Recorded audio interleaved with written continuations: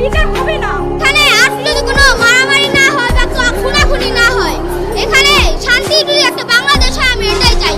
আমার বাবা যদি সঠিক বিচারটা হয়, আমি গর্ব করে বলতে পারবো যে আমার বাবাকে হত্যা করছে, তাহলে সঠিক বিচারটা হয়েছে। কিসের স্বাধীন দেশ? 5ই আগস্টের পর যে সবাই বলতেছে যে বাংলাদেশ স্বাধীন দেশ হয়েছে শেখ হাসিনা যাওয়ার পর, কিন্তু আরো বিশৃঙ্খলা হয়েছে যে আমার বাবাকে প্রকাশ্যে হত্যা করে তারপরে এখানে মিছিল করতেছে যে ব্যবসায়ীরা ভয় নাই, চাঁদাবাজ করে খাই নাই। এটা কোনো কথা? যে ওরা এত ক্ষমতা কিভাবে পাবে বিএনপি আসার পর? যে আমার বাবাকে যারা হত্যা করছে তারা এভাবে প্রকাশ্যে হত্যা করার পরও যদি এভাবে মিছিল করে, এটা কোনো কথা? আপনারা যদি সঠিক বিচারটা না করেন, এভাবে যদি সবাই এরকম খুনাখুনি করতে যায়, বাংলাদেশ আর কেউই বাঁচবে না, সবাই মরে যাবে।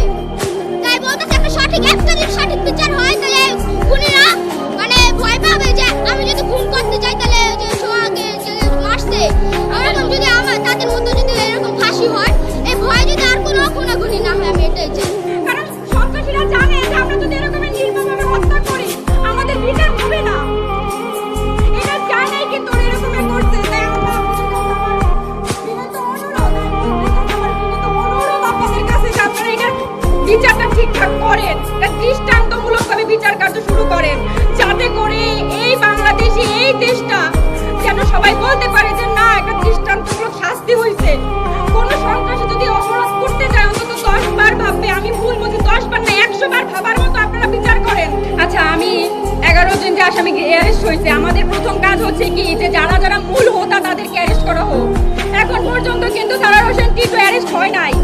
আর উনি অ্যারেস্ট না হইলে কিন্তু আমরা বাদীপক্ষ বা আমরা যে সোহাগের পরিবার কিন্তু সুরক্ষিত না। এখন আমার প্রশ্ন হচ্ছে যে এইখানে যে সারার হোসেন টিটু এখনো কেন গ্রেফতার হচ্ছে না, এইটা আমার প্রশ্ন। এবং আমার প্রশ্নবাদ, আমি শুধু অনুরোধ করতেছি যে যেন সারার হোসেন টিটুকে অতি দ্রুত গ্রেফতার করা হয় এবং তাকে যেন আইনের আওতায় আনা হয়।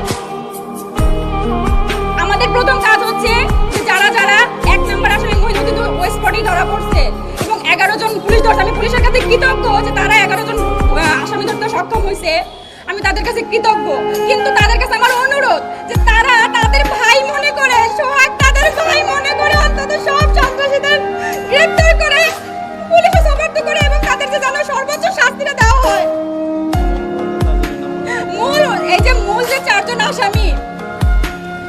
জন আসামি, আমাদের অনুরোধ, এই যে আনোয়ারুল হক রনি, কাইয়ুম মোল্লা, রাকেশ এবং তোফাজ্জল হোসেন বাবুল, এদেরকে মোজাফফর হোসেন বাবুল, এদেরকে যেন আইনের আওতায় আনা হয় অতি দ্রুত এবং ইজাহারে এদের নামকে যুক্ত করতে হবে। আমাদের এটা অনুরোধ হিসেবে আপনারা নেন অতি দ্রুত।